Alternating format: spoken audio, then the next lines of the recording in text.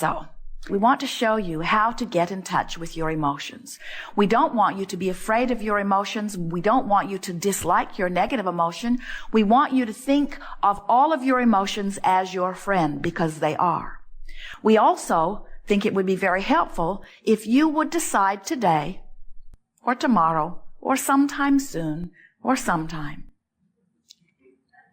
that you are not going to compare your desires with other people, your emotions with other people.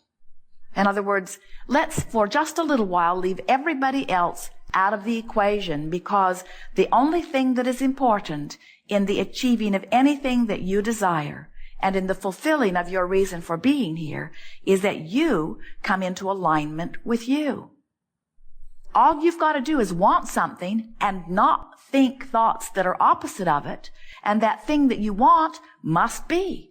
And it doesn't matter what anybody else thinks about any of that, because they can't vibrate for you. Oh, you can pay attention to what they think, and as you pay attention to what they think, something is activated within you, and that really is what power of influence is. But you don't have to be influenced in a negative way. You can look around this world and find vibrational alignment with things that are a vibrational match to you. Years ago, Jerry wrote a paper called Keep Your Ideas to Yourself Until They Are Fully Developed. And the reason that he wrote the paper is because he saw so many people that he was counseling toward achieving one thing or another who would be well on their way to achieving it when they would talk to someone who had a different idea about it. Jerry would meet people that he knew nothing about their past, and he would hold a vision of them in his mind of their success. He would say, what is it that you want? He would get them to express with clarity what it was that they wanted. And then he would say, I will show you the path to achieving what you want. And he would monitor them day by day, and he would see them moving towards success with evidence all around them pointing to the success that they were receiving. And then they would go home and talk to somebody who remembered who they used to be. And that person would remind them who they used to be with such fervor that it would activate within that person the memory of who they used to be. And now they were out of vibrational alignment with who they now wanted to be. So Jerry wrote a paper and gathered many statistics about it that said, keep your ideas to yourself until they are fully developed, because he knew that if he could hold a person's focus upon the belief of their success long enough, that they would achieve vibrational alignment with their new idea, and that in achieving vibrational alignment with their new idea must manifest, and that if they could gather enough momentum that in time, nothing that anybody else said would make any difference, because now that person could say to the people who were remembering who they used to be, no, I used to be that, now I am this. You don't know me anymore. I have become something more. But if they got to them too soon, they would remember themselves who they used to be, and then the party was over. So, today we're talking to you about the art of allowing, and we are going way, way, way, way back. In other words, you might be remembering the failure of your childhood, or the failure of a relationship, or the failure of a financial situation, but we are remembering who you really are. We're wanting to activate within you that vibrational, visceral, emotional, spiritual, soul memory of the fantastic creator, of the worthy being that you are. And we don't want anything that has happened along your physical trail to have become so much more meaningful than who you really are that you revert to your failure vibration, to your unworthy vibration. We want to help you restore yourself to your invincible, worthy, beloved, creative genius vibration.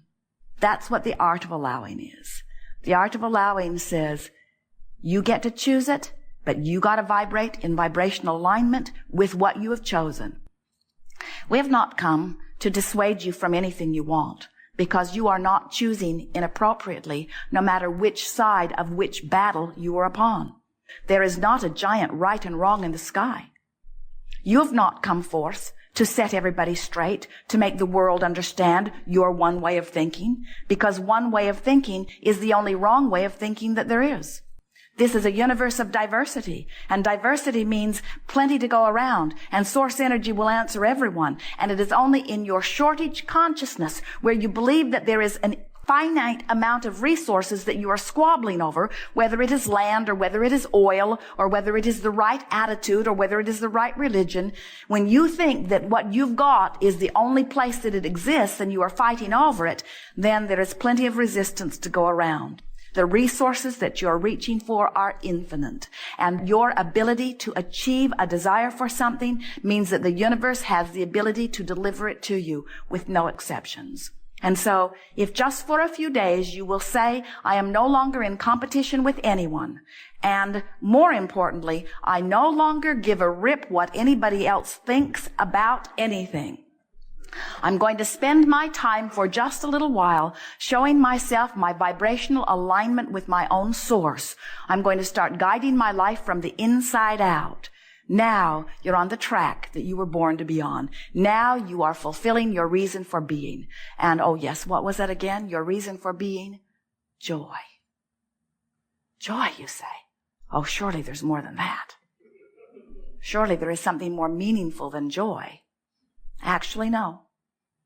When you reach for joy, you line up with source, and when you line up with source, you are an extension of source energy, and when you are an extension of source energy, everywhere you put your thought expands this universe in a lovely way. When you line up with growth and get out of sync with joy, now you don't know which end is up. Now you find yourself doing things because you should do them, not because you want to do them. And now your vibration is all out of whack, and then everything gets hard, and then you get really tired, and then you say, what's the use? And we say, well, you got off track. You forgot what your dominant intention was. Your dominant intention is to line up with who you really are. Have you watched the little ones? They line up. Jerry and Esther and Tracy and Kate is 2.5, had an afternoon together, and Kate has not forgotten what her purpose of life is. She just looked everywhere for something to feel joyful about. She pointed out 100 birds that none of the others would have noticed if she hadn't pointed them out. She pointed out fish that the others may not have noticed if she hadn't pointed them out. A fly landed on her nose, and she took such delight in it, she laughed for 2 or 3 minutes.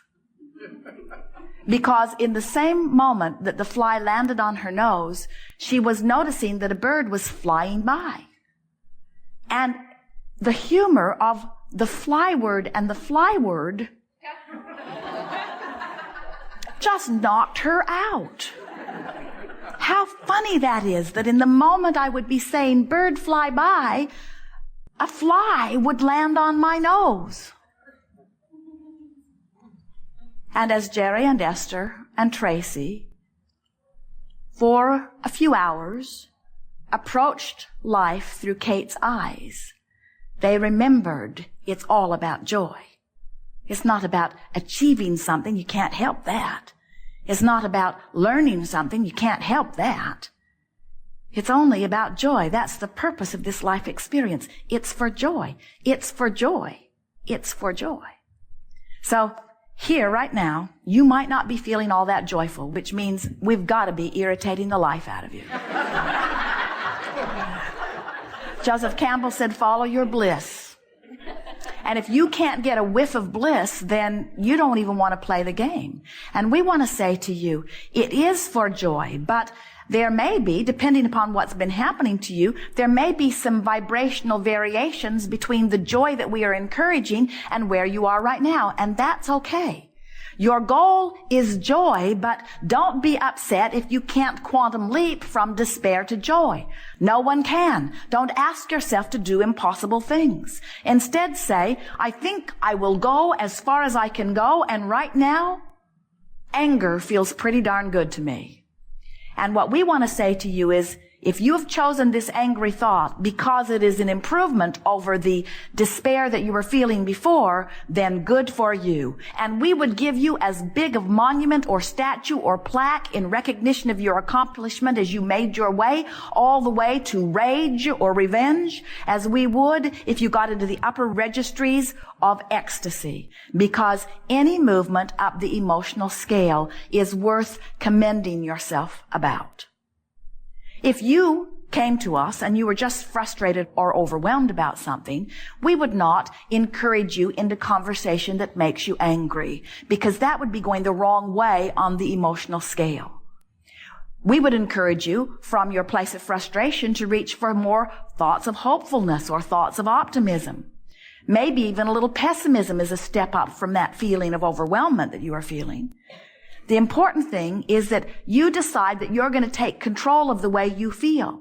And most of you have not really yet understood that or decided to do that. Most of you are still saying, give me a better condition and then I will observe it and I'll feel better when I see it. And we say, good luck on that one, because you can't get there from there. You can't get to a better condition from a place of vibrating with a worse condition. The law of attraction is not going to bring it to you. Jerry and Esther were driving yesterday, and they have some things that are happening with their motor coach. Minor things, like they can't get out the door.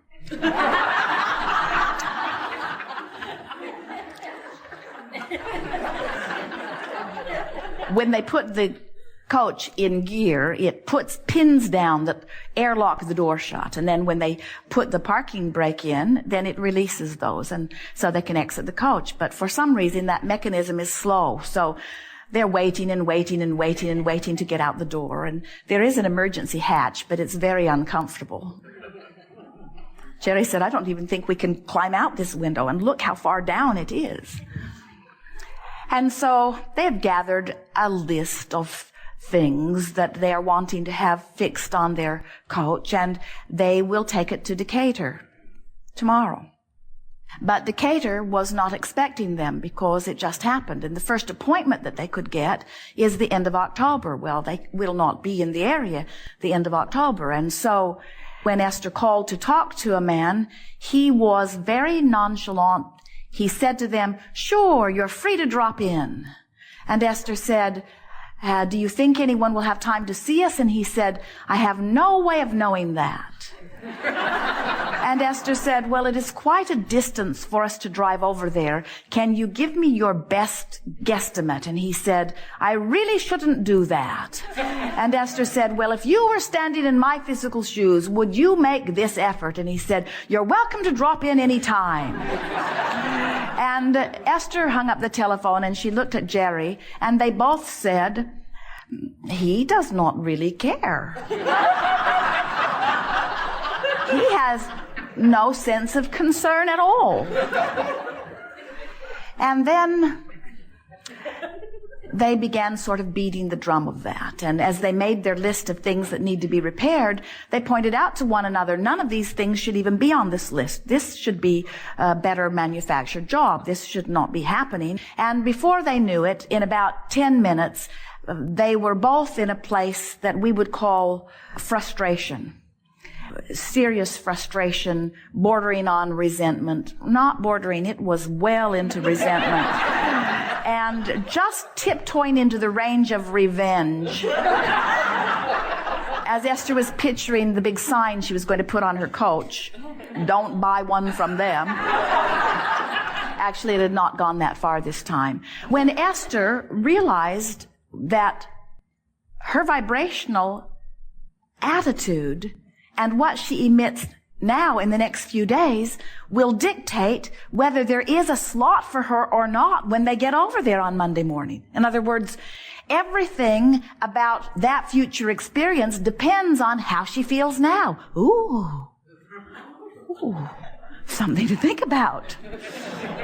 So now she has motivation to feel good. Now, here's the thing that we want to talk to you about. You all, even Esther, often will use the motivation to feel good when we want feeling good to be the motivation.